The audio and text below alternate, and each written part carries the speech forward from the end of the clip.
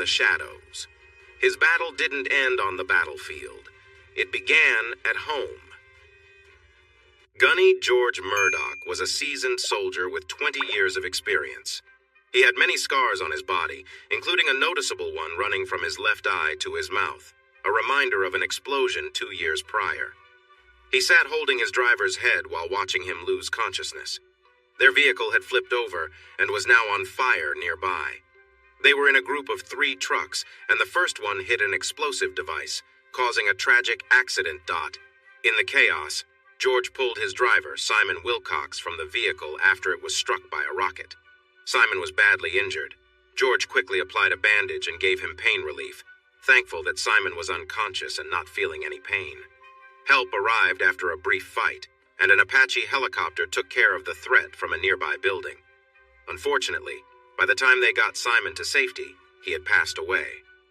Later, when they returned to their base, George learned from his commanding officer that because of the heavy losses, they would be sent home early. This news brought relief to the men, as their deployment was supposed to end a month later. They boarded a plane and landed back in the U.S. at 2:30 a.m. Gunny made his way to his home. His wife, Jill, whom he had been married to for 12 years, was not expecting him until much later. At home, she was in bed with another man when George entered. He left his bags by the door and went to the bedroom. When he saw Jill with another man, he felt a rush of emotion. He turned on the lights and shouted, startled by the scene before him. "George, what are you doing here? I can explain!" Jill exclaimed, clearly shocked. George confronted her about the situation, expressing his hurt. Jill responded, "You leave me alone for months. What did you expect?" At that moment, George remembered the painful image of Simon and the sacrifice he made. In his overwhelming sorrow and anger, George acted without thinking, and the situation escalated suddenly. Jill started to scream, so Gunny pulled her close and covered her mouth. She fought against him, but soon went quiet. He looked at the 2 still forms and felt nothing inside. After cleaning himself up and putting on his army clothes, he packed a couple of backpacks and loaded them into his truck in the garage. He gathered as much food and water as he could find and put that into his truck, too. Then, he got his service weapon and a rifle along with all the ammunition he could find. Leaving things as they were, he went into a spare bedroom to get some sleep. The next morning, Gunny checked to make sure he had everything and left. At the gate, the security guard waved him through. He didn't have a plan, just a strong feeling that he needed to get away quickly. He thought he had a few hours before anyone discovered what happened. So he drove for 3 hours before stopping. He continued for another half hour to the nearest town, where he changed into civilian clothes but kept his army gear for later. He then went to a used car dealership and traded his truck for an old Ford pickup and some cash. Feeling tired, he drove until he could barely keep his eyes open and parked at a campsite to sleep in the cab. Gunny drove deeper into the forest, looking for a good place to leave the truck hidden from view. He found an old logging path and followed it until he could park far into the woods, covering the truck with branches and leaves. From now on, he would travel on foot. As night fell, he set up a simple camp and settled in for rest. Back at the base, his absence was noticed during the morning meeting, but his commanding officer thought nothing of it since Gunny had been out late. However, when his officer hadn't heard from him by the afternoon, he sent a sergeant to check on him. When the sergeant arrived and found the door open, he entered the house calling for Gunny. It was silent, and after searching the downstairs and upstairs, he discovered the still forms. He felt no sympathy for them, but knew he needed to report what he found. An hour later, a search began. Gunny, used to discomfort, found it easy to sleep on his bed made of ferns. He dreamed about a friend he lost and returned home to a woman who didn't understand what he did. He woke up feeling angry, thinking about how many service members risk their lives for those who are unfaithful. As he lay there, dark thoughts filled his mind, and he decided to make those who betrayed their partners understand the seriousness of their actions. In his mind, he began to think of a plan. Over the next few months, he started to carry it out. He would walk deep into the forest, set up camp, and then head back to town. On the way, he would stop at a campsite to clean up and then go into town to find a bar. He would choose a quiet spot and observe the other people there. It was easy to notice when women were interested in meeting someone. but he would only pay attention to those wearing wedding rings. He would approach them, offer to buy a drink, and chat for a bit. When he felt they trusted him, he would ask about their rings. If he believed they were not faithful, he would invite them back to his place. Once outside, he would lead them to a secluded area, lean in for a kiss, and then do something terrible to them. In his mind, he was helping the husbands by getting rid of someone he thought was untrustworthy. After a few of these acts, he would pack up his camp and move to a new town. In total, he harmed 12 women over 9 months. One night, as he was about to hurt someone else, the woman managed to surprise him by pulling out a weapon and said he was under arrest. 2 officers appeared from either side. In a panic, he grabbed the weapon and started to threaten them. The officers shot at him and he fell down, injured. One of the female officers checked to see if he was alive and called an ambulance. Though he was rushed to the operating table, he did not survive. But what happened next was eerie. A dark presence seemed to rise from his body and linger in the corner of the room, aware of its past self but confused about its surroundings. It remained there for several days, waiting. 3 months earlier, in the same town. Timothy West was sitting at his desk at Johnson Engineering, where he led the engineering department. His job was to make sure any problems with their products were handled quickly, whether at the factory or on dash site. He had sent Carl Johnson, the owner's nephew, to fix an issue in Penton, a 6-hour drive away. Carl and his team of 2 mechanics had been working there for 3 days and were on their way back after resolving the problem. The company made compactors ranging from small home versions to large machines that crushed cars. When one broke down, it quickly affected productivity, so fast and reliable service was essential. This specific machine had failed just 2 weeks earlier, and Carl had assured them it was fixed, only for it to break down again 10 days later. When Sam, the owner, called Tim into his office, he informed him that the machine had failed again, and the company insisted that Tim go and sort it out personally. Tim didn't like arguing, so he agreed to go away for a few days. He called Chris to tell her he had to cancel their dinner plans. Chris was upset and said she would go out anyway because she didn't see why it should ruin her fun. After hanging up, Tim felt sad and wondered what happened to the loving wife he once knew. Timothy West was 32 years old. He had done well in school, earning a master's degree in engineering and a bachelor's in computer science. He was average in height at 5'9" inches and weighed about 150 pounds. He wasn't good at sports, but he was smart, with an IQ of 150. Though he had never been in a fight, he had been hurt a couple of times. Tim stayed fit by going to the gym twice a week and was considered good-looking by many women. His true passion was his wife, Christine, and fixing up old cars that insurance companies thought were too damaged to repair. Christine, his wife of 9 years, was also 32. She had a nursing degree and worked at the local hospital 3 days a week. She was 5'4" inches and weighed 110 pounds, with a figure that turned heads and a smile that brightened any room. He hadn't seen that smile in a long time.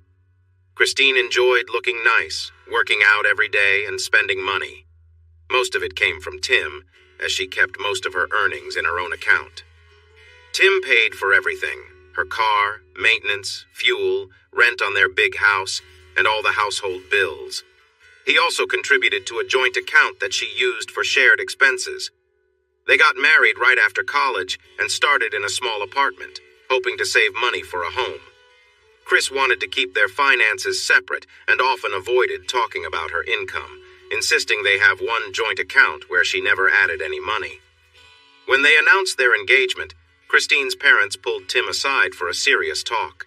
He thought it would be a warning to treat their daughter well, but it was more than that. They cautioned him that he was marrying a self-centered woman who might take advantage of him. They noted that she could spend money quickly and that her mother thought she was very messy. Despite the warnings, Tim went ahead and married her, quickly realizing that her parents were right. She often spent all the money by the middle of the month and complained about being broke. She left her things everywhere, and Tim found himself constantly putting away her clothes and cleaning up after her. Her car was a mess, with receipts strewn on the floor for Tim to tidy up every week. On the bright side, they had a strong, intimate connection, and they would often share special moments almost every night, with longer times together on the weekends. Tim really wanted to have kids, but Chris wanted to wait, so they waited 2 years to start their family. Tim had a job as a supervisor at Johnson Engineering and was earning a decent salary with added bonuses. He decided to save some money in a private account because he knew Chris would spend it. He hoped to keep it for their future children's education and didn't tell Chris about it. Before Chris would agree to start a family, she wanted a bigger house. They didn't have much savings because of her club memberships, car payments, and social activities. So they decided to rent. They found a nice 3-bedroom house with a garden in a safe area that had a shared pool, barbecue facilities, and a gym.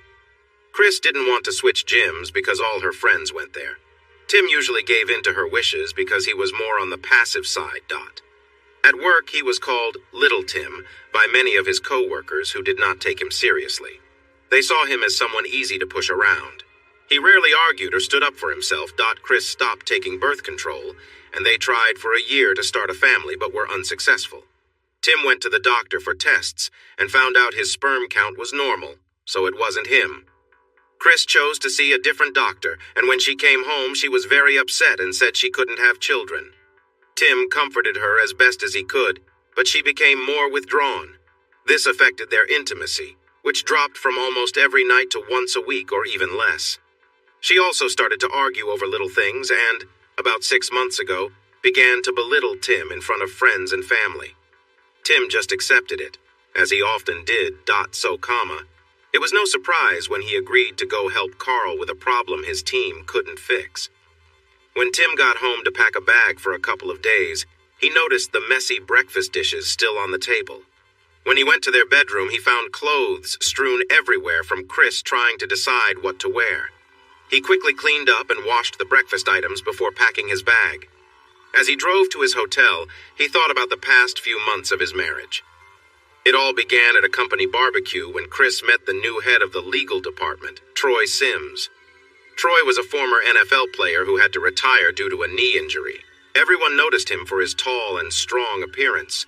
Tim felt uncomfortable when Troy called him Little Tim right to his face. Standing on tiptoes, Tim pretended to look around and shouted, "Where's Little Tim?" He was right next to Troy. Then he acted surprised and said, "Oh, there you are. I didn't see you." Everyone laughed when Tim turned red and walked away. Troy just chuckled and said, "It's just a joke, little buddy." Some people in the office didn't find it funny. The head of HR talked to Tim and offered to give Troy a warning for how he acted. Tim just said it was fine and not to worry. The BBQ on the first Saturday of June was when things took an awkward turn. Tim and Chris parked, and as Tim stepped out, he saw Troy and his friends at the bar. Chris pointed at Troy and asked who he was because she thought she recognized him. Tim explained who Troy was and said that he and Troy didn't get along because Troy was rude. Chris wanted to meet Troy, so they walked over to greet Mr. Johnson, the owner. Troy spotted them and called out, "Hi, Timmy. Is that your sister? She's too pretty to be your wife. Ask her if she'd like to go out with me someday." There was a moment of shocked silence, and then Troy added, "Just kidding. No offense, pal." His friends laughed, but what upset Tim the most was that Chris giggled too. He felt his face get hot as he walked over to introduce Chris to his boss. Samuel told Tim not to worry about Troy and that he'd talk to him later. Sam's wife, May, apologized for Troy's behavior and said he was just a typical jock. Tim was uneasy about getting drinks since Troy and his friends were right next to the bar, likely ready to embarrass him. Luckily, Chad Foster, the head of HR, noticed what happened and brought over some drinks. He stayed for a bit, complimenting Tim on his work and what he brought to the company. Tim then asked Chris if she wanted some food, so they headed to the hog roast trailer. The line was long, so it took a bit of time. When Tim looked back for Chris, she was missing. He thought she might have gone to the restroom, but after a while he started to worry. May came over and asked if something was wrong. When Tim shared his worry about Chris, one of the wives at their table mentioned she saw her walk away with Troy and pointed in that direction.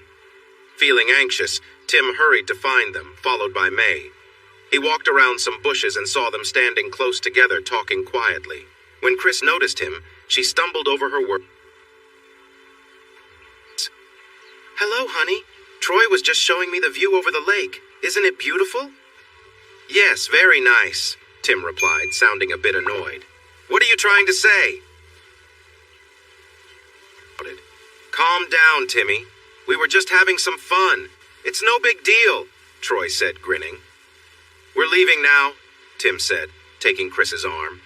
She pulled away and replied, Stop acting like a child, I'm staying. Well, I'm going. I'm sure you'll find a way to get home. He walked toward the car. May watched. If you care about your marriage, you better go after him and say sorry. And went after Tim. May turned to Troy, saying, You better stop that smirk if you want to keep your job and stop bothering other people's wives. The BBQ is over. Troy knew better than to argue. His job depended on her. Chris reached Tim at the car, but instead of opening the door for her, he got in on the driver's side. Tim usually opened the door for her, and she could see how upset he was. Once they got home, Chris began speaking as soon as they stepped through the door. What was that all about? He was just being... Get along, and you laughed when he teased me feel. My own wife laughing at me? Then while I was getting food, he took you behind the bushes. We weren't doing anything wrong. We were just talking.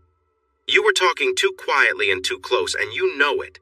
It doesn't matter what you think happened. Others saw it too, including my boss. Now, I told you he's not a good guy, but all you could see was a faint... Or we'll have to rethink our relationship. With that, Tim went into his office and closed the door. Chris stood there, shocked. Tim had never spoken to her like this before. Things were tense around the house for the next week. They only spoke when necessary. One evening, Chris sat down with Tim and apologized for her actions. She promised to make it up. Felt new, and they eventually fell asleep in each other's arms. Tim woke up first and went to start breakfast. While cooking, he reflected on the events of the night before. Although things had been good between them, Tim felt there was something important missing that they used to share. He went to work thinking about it. He wanted to surprise Chris by taking her out for lunch. He told his assistant Tina, a caring woman who often reminded him of his mom, that he might be late returning from lunch. When he arrived at the hospital, he asked the staff at the front desk to page Chris. A nurse informed him that she had already gone to lunch with her husband. Tim asked what he looked like, already guessing the answer. The nurse described him, and his heart sank. It was Troy, someone he didn't trust. Tim thought he knew where they were and decided to check. When he got to the diner, he peeked through the window.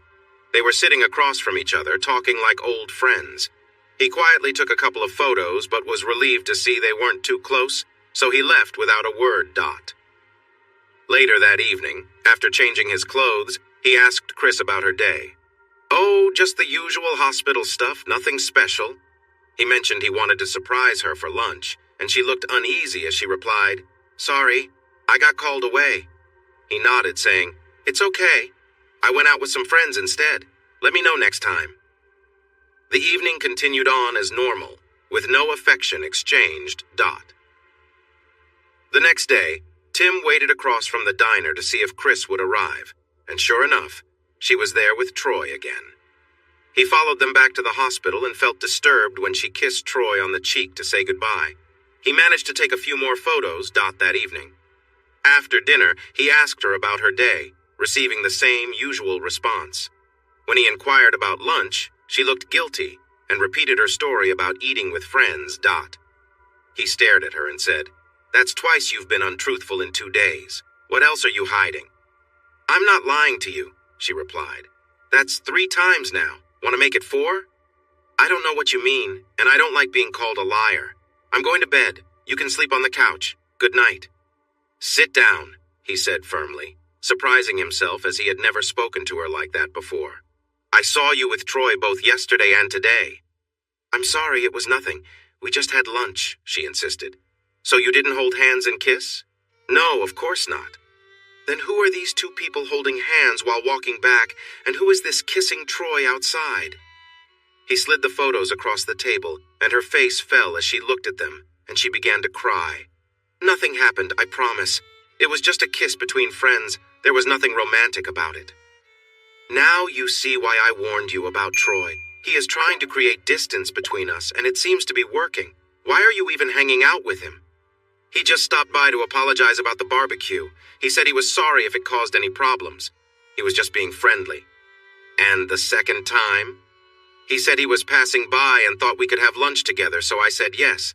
I'm sorry I didn't tell you the truth before. I thought you would misunderstand and get upset like last time. You frightened me. I've never seen you so angry. That's because my wife has never spent time with another man before. Well, I'm not asking you. I'm telling you not to see Troy anymore, or there will be problems. You can't tell me who to be friends with. That's my choice. You don't control me. I will see whoever I want. Then she went to bed and locked the door.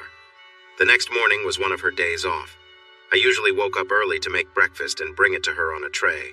But this morning I used the guest bathroom for a shower, grabbed fresh clothes from the ironing pile, and left for work.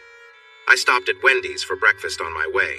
When I arrived at work, I saw Troy by the coffee machine with some of his friends. As I walked by, he smirked and called out, "How about lunch, Timmy? My usual lunch date is busy today. Want to join?" They all laughed, and one of them even made silly gestures with his hands. I was furious that Chris had put me in this situation, so I called her to tell her what had happened. She just laughed and said they were just joking and not to take it seriously. I sat in my office trying to think and decided that I needed to make an effort to win my wife back from Troy, so I made a reservation at her favorite restaurant for that evening. I called her and told her to be ready by 8. That day also had me driving to fix a machine that should have already been done by Carl Johnson. I found myself wondering who Christine would take to dinner with her, so I called a friend from school days, Harry Price. He was a bit like me, a nerd who studied computers and electronics. Now, he owned a small security company that worked mostly on background checks for the government. He was happy to hear from me. We had kept in touch over the years, so my call wasn't a surprise. When I shared my concerns about Christine, he shifted into work mode. "Okay, I know what she looks like, but can you describe him?" I gave him a good description, and when I mentioned Troy's name, he said he could look for his photo online. I told him I didn't want any information until I got back from my trip, as I didn't want to be distracted. He said he understood and would wait for me to reach out. Things took a turn for the worse when I was about 20 miles out of town on the highway. A truck had a flat tire, swerved, and hit my car, causing me to go off the road and roll down a hill, ending upside down in a ditch. I felt as if I was floating above the operating table. Doctors and nurses surrounded a person lying there, trying to help him. They had already tried a few times to get him back, and this was their last chance. "Clear! Thump! Thump! One more time! Clear! Thump! Thump! No response. I'm calling it. Note the time." As he said this, I noticed another spirit that looked similar to mine. This one was nearly white, while mine was more dark. As we came together, I could feel a connection, and we merged into a gray color. Then it felt as if we were pulled back into the body on the table, and the last thing I heard was, "I don't believe it. We have a heartbeat." I lay there listening to voices that seemed far away. It's a miracle. He was dead, no pulse, and nothing on the monitor. But now he's alive and looking good, though I'm not sure he'll walk again. I drifted off to sleep again. I could see a bright light through my closed eyelids and tried to open my eyes, but they felt heavy, like they were stuck. I think he's waking up. As my eyelids opened, the bright light hurt my eyes. "Mr. West, can you hear me? Croak, croak. Nurse, get some ice chips." I felt a cold, wet sensation on my lips. It tasted refreshing. "Where am I?" "You're in the hospital, Mr. West. Do you remember what happened?" "I was going out on a call. I remember seeing a truck hit the barrier, then nothing. Is my wife here?"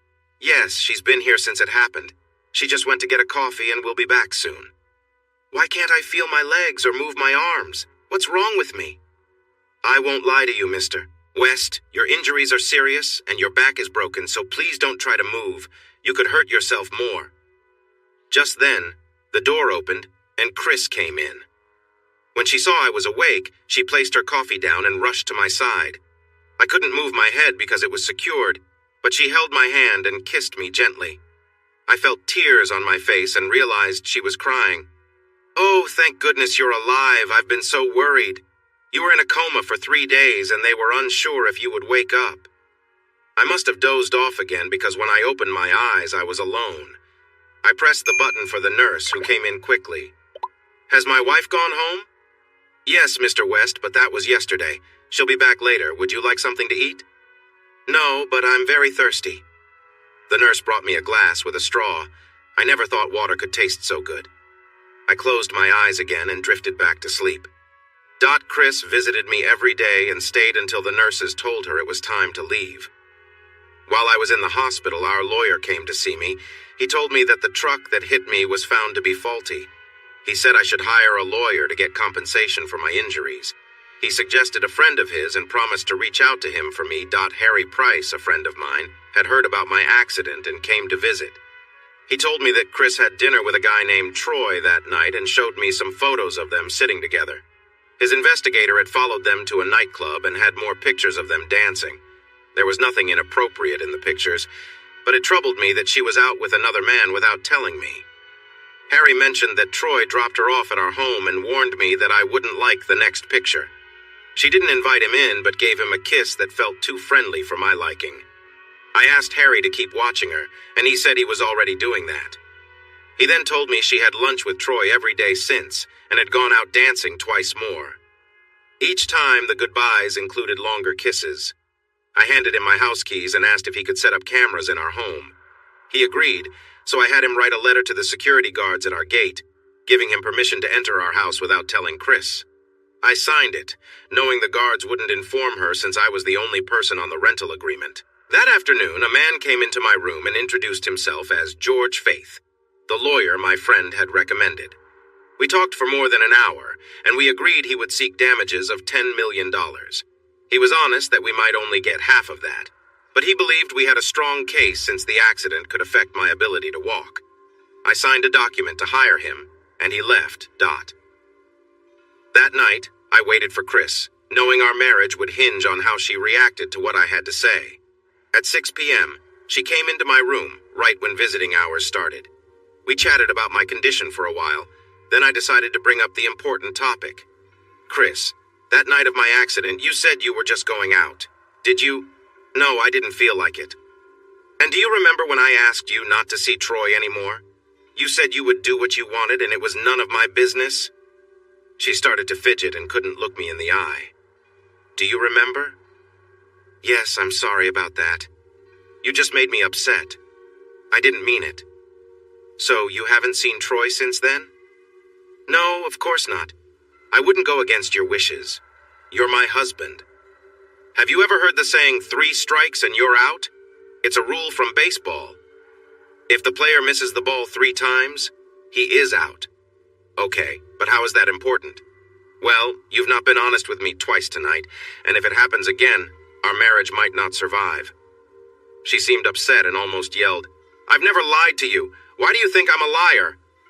I reached under the covers and pulled out an envelope with the photos Harry gave me. First lie, you said you didn't go out that night. I handed her the picture of her having dinner with Troy. She looked at it and gasped, covering her mouth. Then I showed her a photo of her dancing with Troy and she began to cry. Second lie, you said you weren't seeing Troy, but you've had lunch with him every day since my accident. You also went dancing with him twice. Can you explain? I'm really sorry. I promise nothing happened. We just talked. He's not what you think. After your accident, he wanted to check on you and we went to lunch. It felt nice to have someone to talk to and he was very kind. Yes, we danced, but he never tried anything. I didn't tell you because I know how much you dislike him, but he really is a nice guy. Tears were streaming down her face. Think carefully before you answer. Our marriage may depend on it. Have you ever kissed him? I could see her thinking. She knew I had an idea of everything else. Maybe if she hesitated, she could avoid trouble. Yes, I kissed him on the cheek to thank him for being there, but it didn't mean anything. I love only you. 3 strikes, you're out. I showed her the pictures of her kissing Troy in 3 different places. Now, tears were flowing down her cheeks and she was starting to sob. Oh God, I'm so sorry. I didn't mean for it to happen. It just felt right and I wasn't thinking clearly. Please forgive me, it won't happen again, I promise. I can't explain how much this hurts our marriage. At the very least, we need to go to counseling to fix this. Luckily, it didn't go further than a kiss. If you had invited him into our home or gone to his place, we would be getting a divorce. If that's what you want, say so now. I don't want a divorce. I love you. And I didn't want a wife who disrespects our marriage, but that's what I have. Tim, I'm sorry. I promise to make things right if you give me the chance. Chris, I don't want a divorce either, but I won't live in a marriage based on lies. This is your last chance. If you see him again, we're done. Do you understand? I promise. Just then, the buzzer rang, signaling the end of visiting hours. Chris came over to me, kissed my cheek, and whispered, I promise. Then she left. I felt drained, both physically and emotionally, so I went straight to sleep. The next day, Harry came to visit. I could see he wasn't happy. He sat down in the chair and looked at me with concern. Tim, I'm really sorry, but I have bad news. Troy came to your house and stayed the night. My heart sank, and tears started rolling down my cheeks. Harry moved closer and placed a hand on my shoulder. Tim, it's not entirely her fault. He slipped something into her drink. The video shows it clearly. Harry, it doesn't matter. She promised me she wouldn't see him again. She put herself in a bad situation, so it's her fault too. Do you have proof of what she did? Yes, but do you want to see it? It might be hard to watch. Not right now, but can you make me a couple of copies? Today is one of her work days, so she won't be home until 6. I need you to do something for me. I gave him a list of tasks, and he assured me he could finish everything before she got home. My phone had broken in the crash, so I asked Harry to get me a new one and transfer my data. I also asked him to pick up a pay-as-you-go SIM card. I borrowed his phone to call my lawyer and ask for a recommendation for a good divorce attorney. He promised to get back to me. Harry left to complete my requests, and I cried for the loss of my wife and my marriage. Christine. Leaving the hospital, I felt terrible. I hurt my husband and damaged our marriage. I went straight home, determined to fix things. I called Troy, telling him I couldn't see him anymore since Tim found out and threatened to leave me. He insisted on coming over to talk, and I caved. I think I secretly wanted to see him again. When he knocked on the door and I opened it, he stepped inside right away. After I closed the door, he took me into his arms and kissed me deeply. I tried to push him away at first, but then I found myself giving in. I knew it was wrong, but I couldn't stop. We kissed for a long time before he pulled back and said he was starting to fall in love with me. I was shocked and sat down to collect my thoughts. Troy went into the kitchen and returned with 2 glasses of wine. I said I needed a moment, so I went to the bathroom to gather my thoughts. I needed to let Troy down gently. I loved my husband, not him. As we sat sipping wine, Troy explained that he had been in love with me since the first time he saw me at the barbecue. I tried to brush him off, but I could see how much he cared, and my resolve started to waver. I went to take a sip from my glass and realized it was empty, so I filled both glasses. Troy was crying, telling me how much he cared for me. I sat next to him and wrapped my arm around him to comfort him. A little while later, he looked at me and leaned in for a kiss. I knew I probably shouldn't, but I kissed him back. The kiss led to us touching each other, and things heated up. Troy was feeling adventurous, and we got caught up in the moment. I started to notice how excited we both were. Then he leaned back, and I could see he wanted more, so I moved closer. The moment felt intense, and we both experienced a rush of feelings together. Troy stood up, took my hand, and led me to the bedroom. We quickly got comfortable together and fell asleep afterward. When I woke in the morning, memories of the night flooded back, but strangely I felt eager for more. I gently woke Troy, and we shared a tender moment together. As the morning went on, I couldn't stop thinking about the previous night, feeling both nervous and excited. I had to meet with Tim later that evening and wondered how that would go, but I tried to push those thoughts away. When I called Troy for lunch, he had an appointment, but promised to see me tonight. That left me alone for a while. When I got home, I noticed Tim's truck was missing. Looking around, it hit me that many of his things were gone. His favorite chair was missing from the living room, and the office was empty. It was strange and unsettling. The pictures on the wall were all gone except for the ones of us, which were on the floor, broken. I hurried upstairs to our bedroom, where I found the sheets a mess, and realized what had happened. I opened the closets, and Tim's clothes were all missing. It was as if he had never lived there at all. Feeling anxious, I quickly changed and drove to the hospital. When I arrived at Tim's floor, the nurse stopped me. She said Tim didn't want to see me and handed me an envelope. I tried to get past her, but she wouldn't let me in and said she'd call for help if I didn't leave. I had no choice but to step away. I sat in my car and opened the envelope. already knowing what it would say. I received some photos that showed me letting Troy in, along with pictures of us together in both the living room and the bedroom. There was a note that simply said, "You were warned." I started crying because I knew I had created this situation, and now I had to face the consequences. 3 days later, I was at the information desk waiting for some paperwork when a woman in a professional-looking suit approached me. "Are you Mrs. Christine West?" she asked. I replied, "Yes," and she handed me a manila envelope saying, "You have been served." She took a photo on her phone and walked away. My hands were shaking as I tried to open the envelope. I fumbled and dropped it, causing forms and photographs to spill out. My friends noticed and came over to see what was wrong. When they picked up the papers, they saw images of me with Troy. They dropped the photos on the counter and gave me disapproving looks before walking away. I knew my actions would soon be known by everyone at the hospital. One of the papers was a divorce petition for infidelity, along with a restraining order that kept me from getting near Tim or his home and workplace. I thought things couldn't get any worse. Then, when I got home, I found a letter telling me I had 1 week to move out because Tim had canceled the lease. While I was feeling sorry for myself, my phone rang. It was Troy saying he had been served with a suit for interfering in Tim and my relationship and wanted to know where Tim was. I told him Tim was still in the hospital, but wouldn't be allowed visitors. I asked if he was free for lunch the next day, but he came up with an excuse and avoided it. When I asked if he would come over that night, he said he was busy and hung up. I sat there realizing Tim was right. Troy had come between us, and now I was the one trying to win Troy's affection. I cried for the loss of both my husband and my relationship with Troy. My troubles didn't end there. On my way to work, I tried to pay for gas with our joint card, but it was declined. I used my personal card, which worked, and I knew I needed to check on this later. When I attempted to call Tim, I learned his number was no longer in service. I planned to email him when I got home. The day dragged on, and by the end of my shift, I was relieved. Not only had I not seen Troy, but my friends and colleagues were also keeping their distance from me. The next day, I reached out to the bank and discovered that Tim had taken half of our savings and canceled my card. I arranged to get a new card sent to me. My next call was to the letting agent about the lease. After some back and forth, I was allowed to take over the lease from Tim, but the rent would be higher. I also needed to set up the utilities again since Tim had canceled those too. I realized I would have to be careful with my money moving forward. In the weeks that followed, I saw Troy once or twice each week, but the warmth we once shared was gone, replaced by a partner who was demanding. I wish I could say I was surprised, but honestly, I liked the way he treated me. Unlike Tim, who was gentle and caring, Troy only seemed to care about his own enjoyment.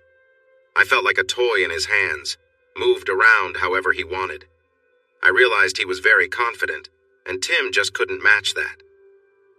After 3 months, I still hadn't heard from Tim, only his lawyer. I had to hire my own lawyer, and interestingly, Troy helped pay for it. Harry came back to see me and said everything was taken care of and stored away in a facility on the other side of town. He also gave me a new phone with a new SIM. I sent my new number to everyone I trusted, making sure it didn't fall into Chris's hands. Unexpectedly, May, my boss's wife, walked in. "Hi, Tim, how are you?" "Thanks for coming. I'm doing okay, but it could be better." "Tim, I know you've hired a lawyer for your case against the trucking company, and you have our full support.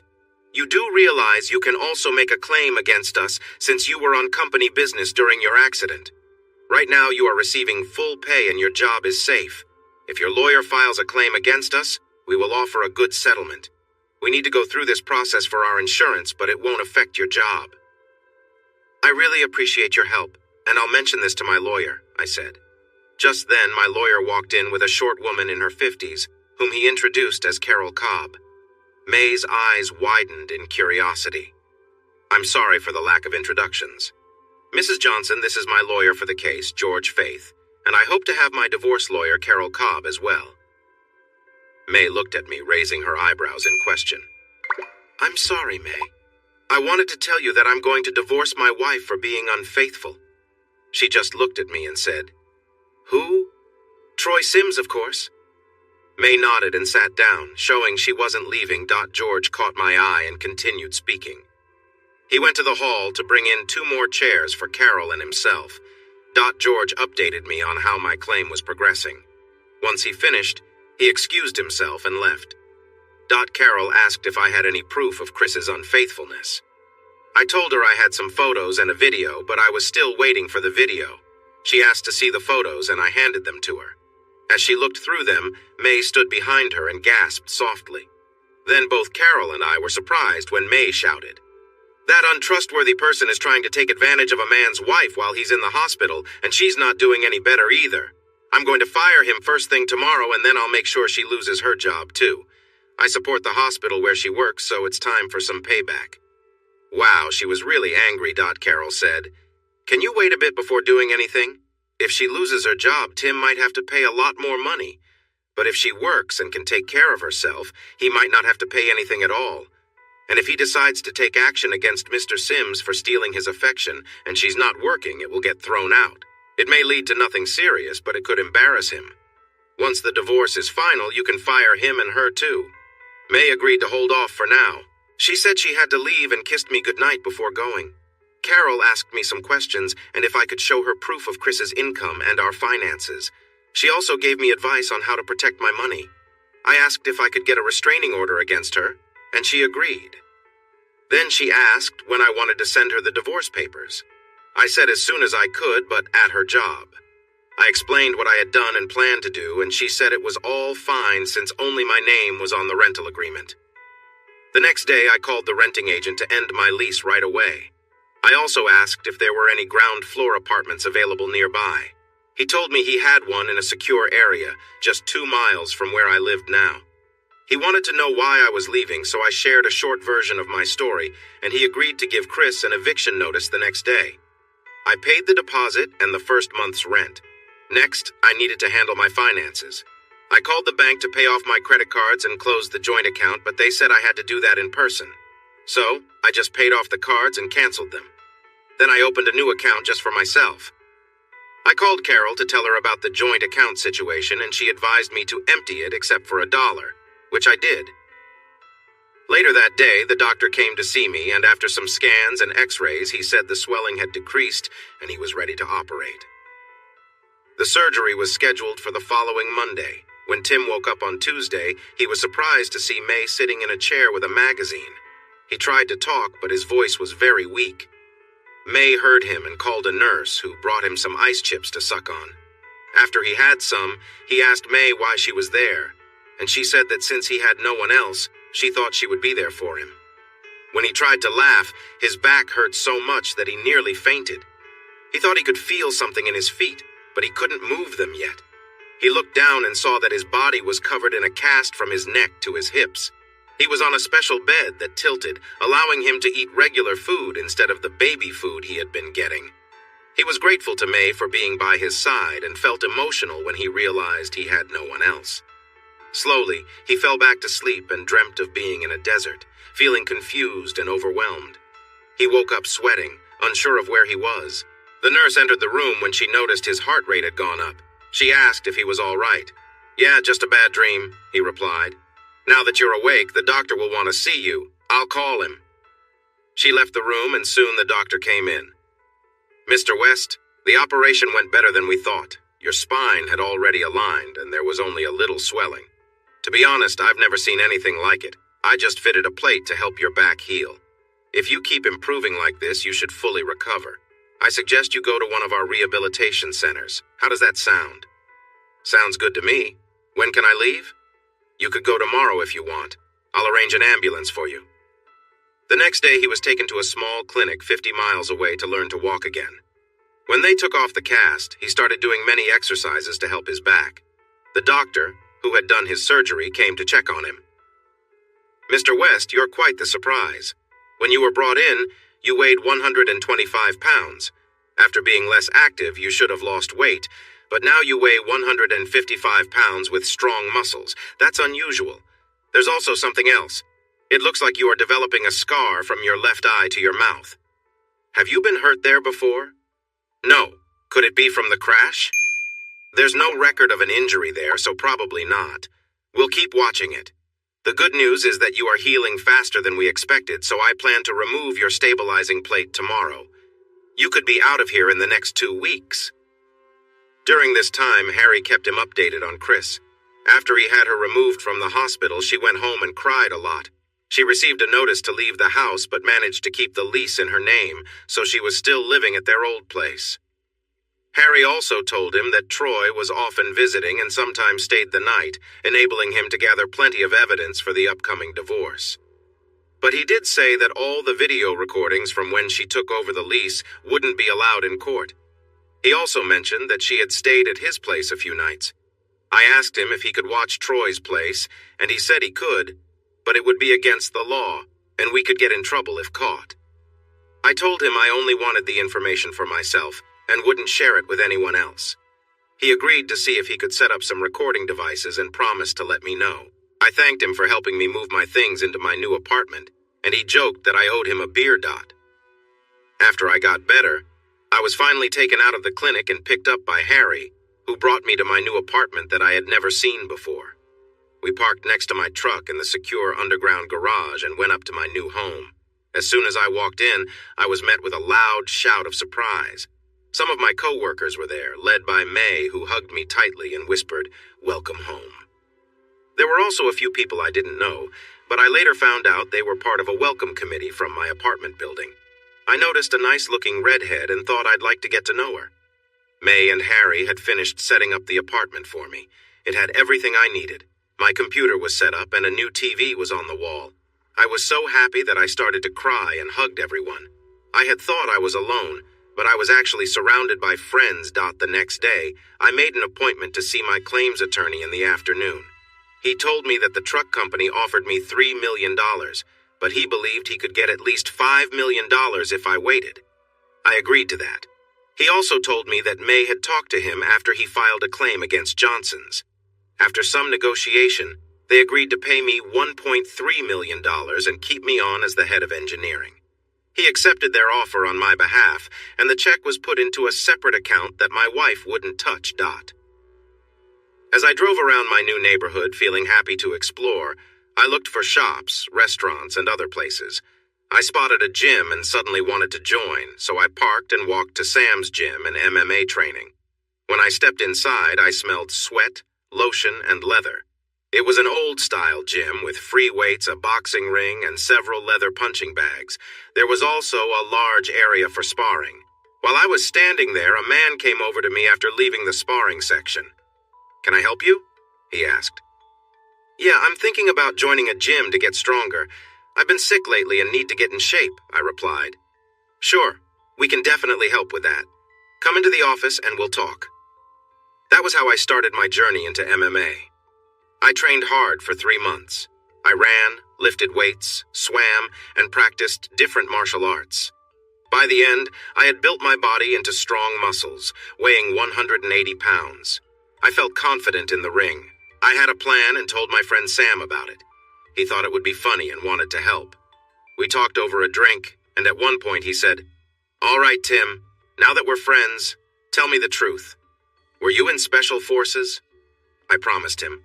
"Sam, I swear on my mother's memory, I've never been in the military. Honestly, before coming to your gym, I had never been in a fight." "Well, Tim, from the first time I saw you, it was clear you had talent. Your fighting skills seem like those of someone who has trained their whole life. You must have been really tough in a past life." Going back to when I first moved in, I joined a gym and decided to run to and from it as part of my training. One evening as I was coming home, I saw a young girl, about 8 or 9 years old, sitting outside an apartment down the hall. I remembered a girl with red hair from my party and thought this could be her sister. I walked over to her and asked if she was okay because she looked a bit worried. She said she had come home from school, but her mother wasn't there as she usually was. I didn't know what to do, but I couldn't just leave her alone.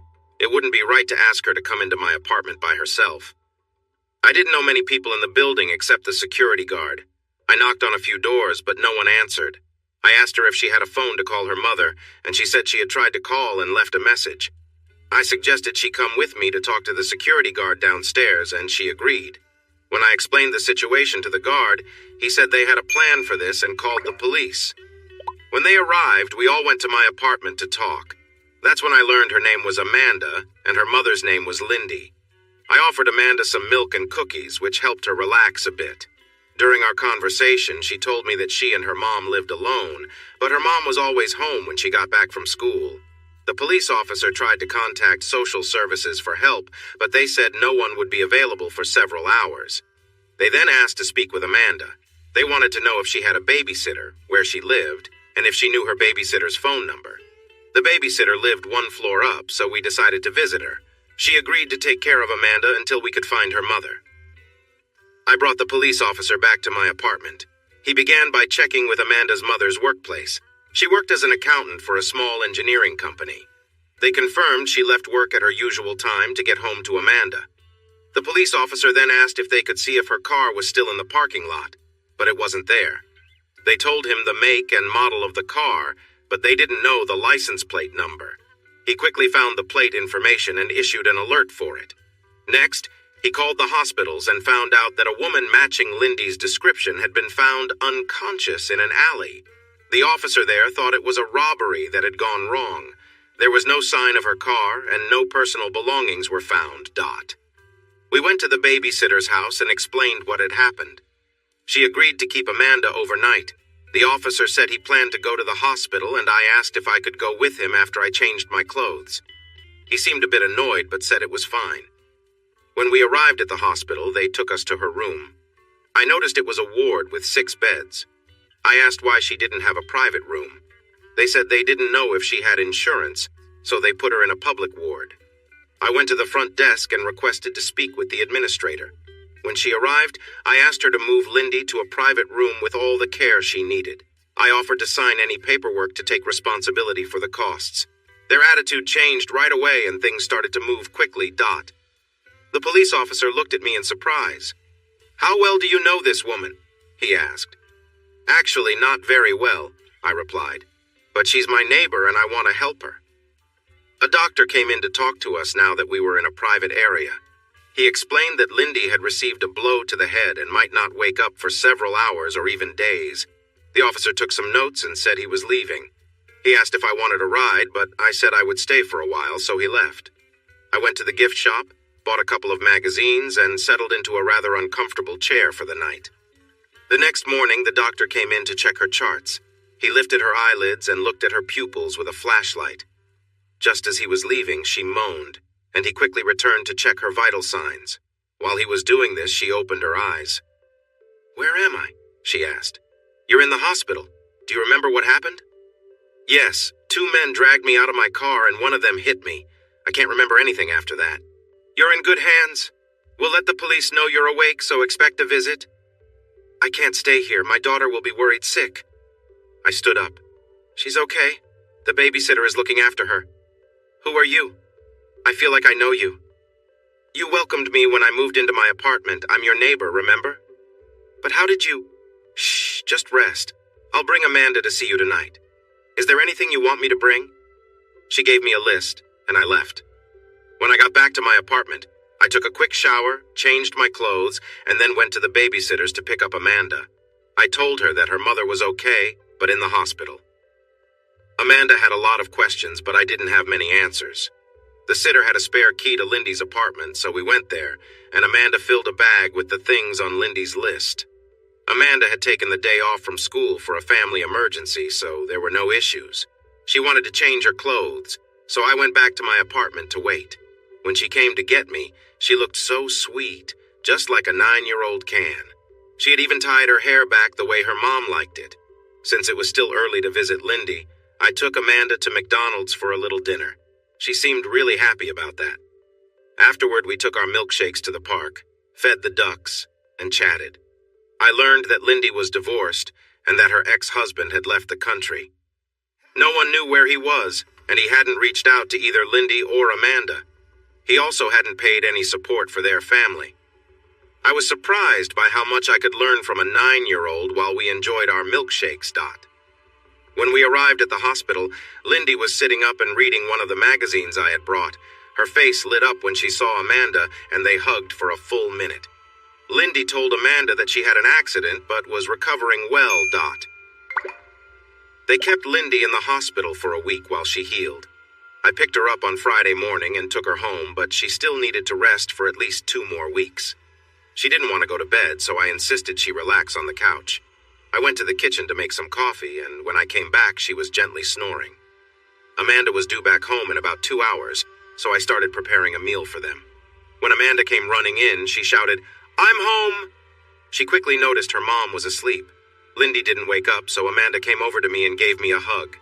There's something special about a child's hug that made me feel emotional. She looked up at me and said, "Thank you for taking care of us. I really like you, and I think my mommy does too." I finished making dinner, which was macaroni and cheese, salad, and ice cream for dessert. Amanda woke Lindy with a soft kiss and said, "Dinner is ready." Lindy smiled at me and said, "Thank you. You didn't have to do all this, but I really appreciate it." I served dinner on 2 plates and started to leave, but they insisted I join them. After dinner, I helped Amanda with her homework, and after watching her favorite movie, it was time for her to go to bed. Lindy started to get up, but Amanda said she wanted me to put her to bed and read her a story. I looked at Lindy and she nodded in agreement. I told Amanda to get into her pajamas and let me know when she was ready. I went to her room and opened the door carefully. She handed me her favorite book. I turned to the marked page and began reading.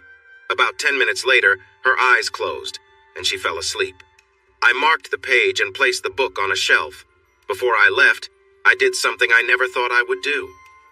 I leaned over and gently kissed her forehead. As I turned to go, she mumbled something in her sleep. "Love you, Tim." I froze, not sure what to think.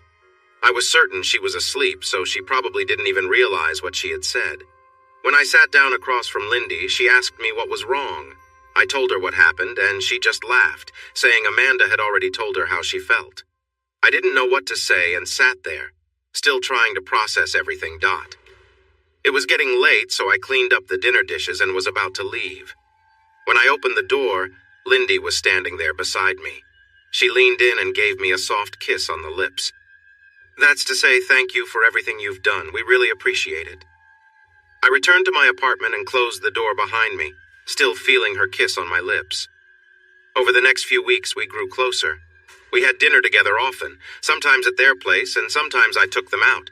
Whenever we were at their apartment, I would read Amanda a bedtime story until she fell asleep. Afterward, Lindy and I would sit and talk until it was time for me to go. One night, during one of our chats, I told her about the tough times I'd been through, and by the end, I had tears in my eyes. I also admitted that I knew part of her story, as Amanda had told me while we were feeding ducks. Lindy found that hilarious and agreed with me that you should never underestimate a child. We kind of started dating, but Amanda was always with us. We even went to Disneyland, Florida for a long weekend, staying in separate rooms, of course. Amanda was starting to feel like the daughter I never had, and Lindy and I grew very close. Still, I was afraid to take things further and risk ruining everything. One morning, there was a knock on my door. Lindy and Amanda were there, and Lindy asked me to come over for dinner that night.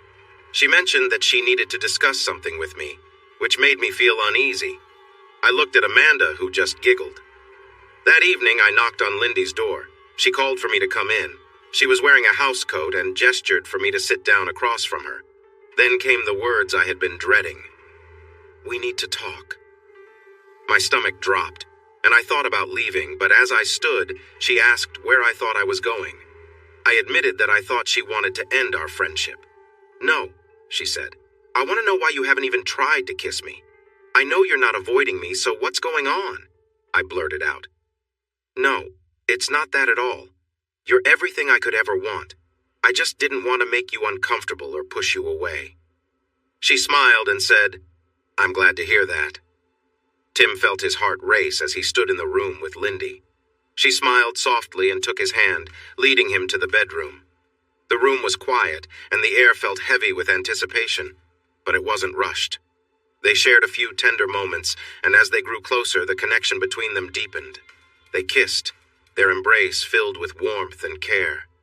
Tim lay beside Lindy, gently holding her as they talked, sharing their thoughts and feelings. They exchanged kisses and soft touches, each one more tender than the last. The night passed with a sense of closeness and understanding, their bond growing stronger. As they drifted into sleep, Tim wrapped his arms around her, holding her close. The next morning, the smell of breakfast filled the air. Tim woke up, feeling content and at peace. He got up, showered, and walked into the kitchen in his boxers. Lindy was cooking, wearing her house robe. They exchanged a shy glance, and she blushed slightly. Tim walked over and gently hugged her. "Do you regret anything from last night?" he asked softly. Lindy smiled, shaking her head. "No, not at all. Do you?" "Never," he replied. "It was one of the best nights of my life, and you're an amazing woman." They shared breakfast together, enjoying the calm of the morning. Afterward, they headed out to pick up Amanda, ready to continue their day, stronger and more connected than ever before. It was a Saturday, so there was no school or work. We took Amanda to the cinema to see the newest Frozen movie. Afterward, we went to McDonald's for lunch. While we were enjoying our milkshakes, Amanda asked me in her little girl voice, "Are you going to be my new daddy now?" Lindy and I almost choked on our drinks, but I answered, "Would you like me to be?" "Yes, more than anything. Can he, Mom, please?" I said, "Amanda, you're putting Tim in a tough spot. We haven't even talked about it yet." "I'm sorry, Tim. You must feel awkward." "Actually, I'm thankful to Amanda. I was too shy to ask you myself." "So, in answer to your question, Amanda, I would really like to be your new daddy if your mommy agrees." We both looked at Lindy, who seemed emotional but nodded and squeezed my hand. "Yes, yes, and yes," she replied. "Amanda, this is your fault, so you'll have to come with us ring shopping." Amanda jumped up and accidentally knocked over my drink. "I promise to be the best daughter ever," she declared. We spent the afternoon ring shopping. We found a small jewelry store that had a variety of engagement rings. I noticed Lindy gazing thoughtfully at some antique rings. When she asked to see a selection of reasonably priced rings, I requested to see the ones she had been looking at. I told her to choose one without worrying about the price. She picked a beautiful diamond ring surrounded by small rubies and tried it on. It fit perfectly. I told the shop assistant we would take it, and Lindy kissed me happily while Amanda giggled beside us. Once we got home, Amanda insisted on showing the babysitter, Mrs. Ross, Lindy's new ring. Mrs. Ross seemed thrilled for us and asked when the wedding would be. I explained that I was in the middle of a divorce, so I couldn't make any plans just yet. That night, after Amanda went to bed, Lindy and I cuddled on the couch. I mentioned that I would be going back to work next Monday and that my boss was excited to see me again. The next day, I visited Harry. He said he had a lot to discuss. I arrived at his office just after 10. He sat me down and started a video. True to his word, Harry had installed cameras in all of Troy's rooms. He mentioned he had hours of footage, but that wasn't the main topic. As the video started, I noticed Chris wasn't in it. Instead, it showed Troy in his basement, which he had turned into a nice hangout space with a bar and some friends. I recognized one of them as Carl Johnson. They were chatting about Chris. Carl said, "That girl you have is something special. When do we get to hang out with her?" Troy replied, "Soon. I've been helping her relax a little each time we meet so that she'll want me around." I can't believe how foolish she is. Tim told her not to see me anymore, but what does she do? She calls me and asks me to come over. So I went to meet her. I pretended to be sincere and poured her a drink. By the time we finished, she seemed very interested in me. We've been seeing each other regularly since then. She just can't get enough and keeps asking me to come over. Man 1. So what's the plan? Troy. The usual. I want her to move in with me after the divorce. Once she gets her settlement, it should be worth a good amount, and then I can take advantage of her. She mentioned having a life insurance policy. If something happened to her partner, she would get a payout. We could set up a situation like before, and then I could benefit. Harry paused the video. Tim, I know this is about your divorce, but we need to involve the law, even if this video can't be used as evidence. I contemplated for a moment. What if I could get Troy to confess to his plans on tape? Would that help? Yes, that would work, but how will you get Troy to admit to his wrongdoings? I have a plan. I'll use his arrogance against him, and in return, I will get my revenge. Just leave it to me. I then gave him a list of tasks. My next call was to Sam to arrange a meeting for a personal dispute next Friday. I told him that I would send more details later.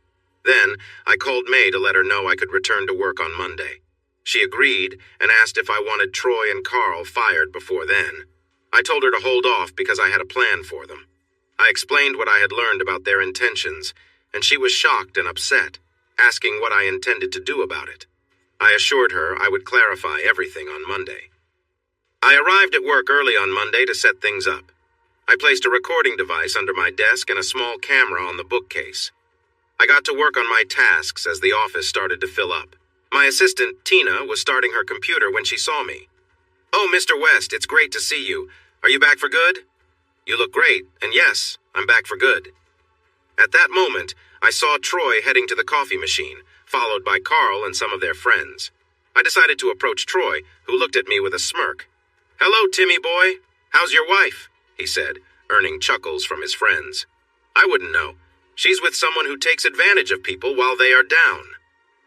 Rewrite the provided text using simpler, more common words and terms, aiming for clear and straightforward language while maintaining a narrative storytelling tone. Remove sexually gratifying content. Remove any words, phrases, or situations that could be perceived as sexually suggestive or intended for sexual gratification. Remove detailed descriptions of violence and murder, scenes involving guns, weapons, torture, and the consequences of those violent actions, and replace them with subtle sentences to retain the main content. Completely remove all 18-plus scenes, including undressing, having sex, and any content violating policies on explicit material. If the passage contains scenes of violence, abuse, or torture, tying hands and feet, removing underwear, describing bathing, descriptions of removing pants, taking off shirts, sexual descriptions, obscene positions, defamatory words, dirty words, insulting human dignity or sickness, completely remove them by euphemizing and shortening them as much as possible. Replace the 18-plus content with equivalent but as subtle as possible. For example, have sex plus undressing equal sign, make love. Replace them with similar situations expressed in a more neutral manner to avoid violating community guidelines on sexual content. This entails breaking down complex vocabulary and concepts into more accessible language suitable for someone with an intermediate level of English fluency. The rewritten text should avoid using words that go beyond basic English and ensure that sentence structures are simplified, using short sentences and words with fewer syllables wherever possible. The aim is to convey the same story and emotional tone as the original, but in a way that's easier to understand for readers who might find complex language challenging, while keeping the word count consistent and alternating sentence lengths for ease of reading and maintaining the storytelling mode. This is the text that needs to be rewritten. "Oh, but you knew that already, seeing as you're the lowlife." There was a sharp intake of breath, and Troy went to come at me, but Carl held him back, saying, "Don't not here, there are witnesses, we'll take care of him later." I looked at Troy and laughed. "Don't they call you the bear? If so, that makes me a terrier because I intend to bait you every chance I get until you stop hiding behind your friends." "Well, what about it, Troy boy, up for a bit of one-on-one, or are you too chicken?" "I'm gonna fucking beat you to death, you little weasel." "Words are cheap. Is that all you've got? You're just a bag of wind." "I'll tell you what, why don't we settle this in the ring, just you and me? You can even bring some of your friends to give you courage. And just to make it interesting, why not have a little bet on the side? Anytime, any place, you name it. And just what is the bet going to be? Let me guess, if you win, you get your wife back." "Fuck no, I don't want her. She's damaged goods. I wouldn't touch her with yours, let alone mine. No, if I win, I get your car and your house with everything in it plus $20,000. If you win, you get my truck, the SLK Merc, $20,000 and this." I held up a voice recording device, Troy said. "And what the fuck is that supposed to be?" "Come into my office and we'll talk about it. You too, Carl. It concerns both of you, something about Denver, Vegas, and Hector." They both turned white and nodded. I walked towards my office, and they followed like two lost puppies. When we got into the office, I sat down, but they had to stand as I had removed all the other chairs. I played the recording for them, and saw then turn an even whiter shade of pale. "Okay, boys, you know what this is, don't you?" "Well, don't you?" "Yeah," in unison. "So let me get this straight. You find a suitable woman, worm your way into their affection drug, then abuse them. Then you convince them to divorce their husbands and clean them out. You then increase the drugs and get them dependent so that you and your friends can gangbang them. Then when you're finished with them, you sell them to a pimp in Vegas called Hector, who puts them on the street. Tell me, is that what you do?" You know it is so. What are you going to do about it? Just one more thing. If the husband is worth more dead than alive, you arrange a little accident. The insurance pays out and you do the same as before with the woman. And that is what you have in store for me. And Christine, isn't it? Yeah, but now you found out what's it going to cost us for your silence. Well, if you meet me in the ring as suggested and you win, this recording will be given to you along with the rest of the bet. Do we have a deal? Yeah, and I'm going to beat you in that ring, you fool, and I might also take your wife away. Oh, and Troy, just out of curiosity, what happened to that guy in Denver? He slipped off a bridge while walking his dog. But you were going to have another car accident, and you might still... Now that we understand each other, you two can get back to work. Please, leave. I turned off the recording devices and shared the details with Harry. Then I took out the flyers I had made earlier, inviting everyone to the fight and showing the address. I called my lawyer Georg to help with the terms of our bet. On the night of the fight, my lawyer and Troy's lawyer would get our signatures, and each would keep the other's client's deeds and a check for $20,000 for their opponent. Friday evening came, and I waited for Troy to step out of the dressing rooms. I was already in the ring, sitting in my corner, wearing a robe with the hood up. Troy emerged in a similar robe, lifting his hands like he was already a winner. He climbed into the ring, did a few fancy moves, and threw some jabs into the air. He tossed his robe to Chris, who caught it with a smile. I felt a brief sting of sadness.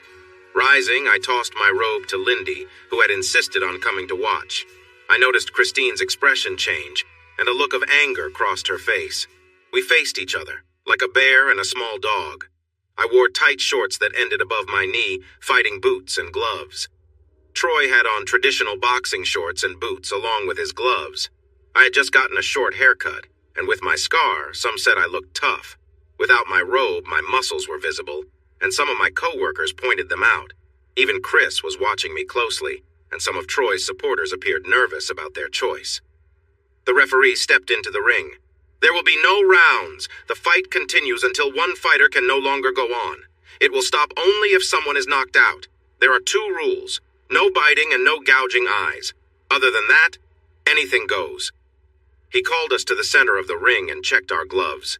Return to your corners and come out fighting when the bell rings. Ding, ding! We moved towards each other, circling around. Troy made a quick jab, which I dodged easily. I smiled and asked, "Is that all you've got?" That really made him mad. He swung wide at me, and if it had hit, it would have been over for me. I was ready and ducked as he came at me. Then I stood up and pushed his elbow, making him lose his balance. I kicked his legs out from under him, and he fell hard on his side. I walked to the other side of the ring and, using my best cartoon voice, joked, "Did the big bad bear fall down? That's too bad." The crowd was either quiet or whispering to each other. Troy got up, looking very angry, which was just what I wanted. He stopped pretending to box and shouted, "I'm going to get you!" He then charged at me like he wanted to grab me. I stood still with my arms up so he couldn't catch me easily. He wrapped his arms around me and lifted me off the ground, yelling, "Now you're done!" I quickly clapped my hands over his ears with all my strength. He let me go and stepped back, holding his head. I stepped in and hit his ribs a few times, then hit him in the chest. He dropped to his knees, still holding his head. I grabbed his wrist and twisted his arm behind his back. He cried out in pain. I pushed him down and put my foot on his back. I held onto his wrist and asked, "Do you give up?" When he didn't answer, I made it worse for him, and he finally said, "You win, no more." I asked one last thing. "Who's the strongest now?" He replied, "You are, please." I let him go, and when I looked over at Chris, she was sitting in her chair crying. My side of the ring was cheering, and Lindy smiled at me, giving me a thumbs up. I climbed out of the ring and walked over to 2 men in dark suits. "He's all yours, gentlemen." They both laughed, and one said, "Yeah, we'll take him to the hospital." Troy couldn't move and had to be carried to the ambulance. Carl tried to leave but was stopped by a couple of police officers who handcuffed him and took him away. Next comma. I went to my attorney, who had seen the whole thing. He was busy collecting our bet. Troy's attorney didn't seem too upset about giving up the papers for Troy's car and house. My attorney handed me the keys, and I gave the house keys to a locksmith waiting to change the locks. Sam came over, shaking my hand. That was amazing. You took down Goliath in front of everyone.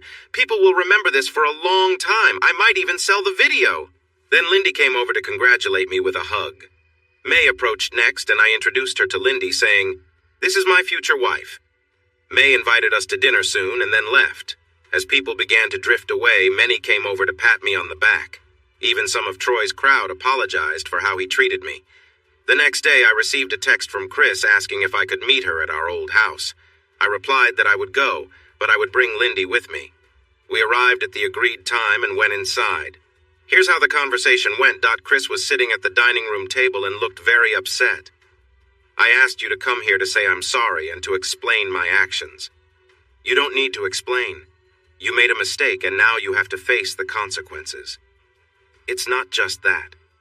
When you gave me the divorce papers, I showed them to Troy.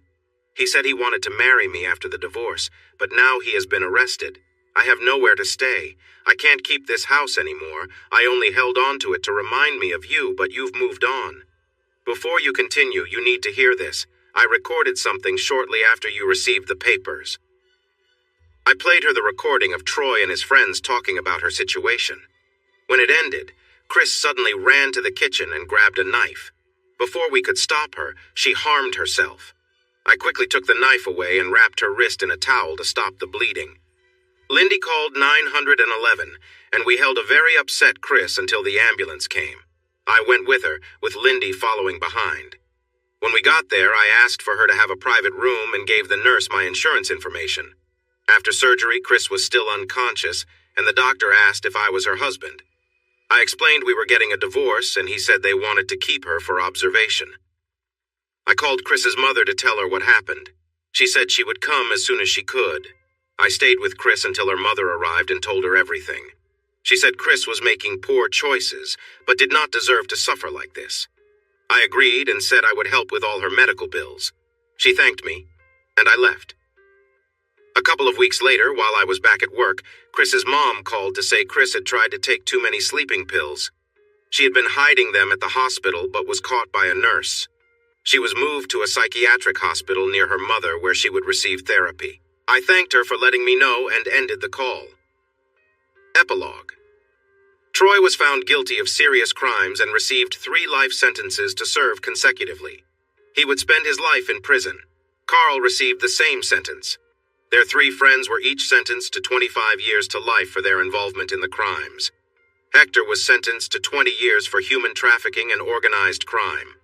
Chris attempted to harm herself again and was taken to a mental health clinic where she had a breakdown and ended up in a facility for mental health treatment. Lindy and I moved to a new 4-bedroom house and are excited to welcome our second child in 5 months. Life is finally looking good.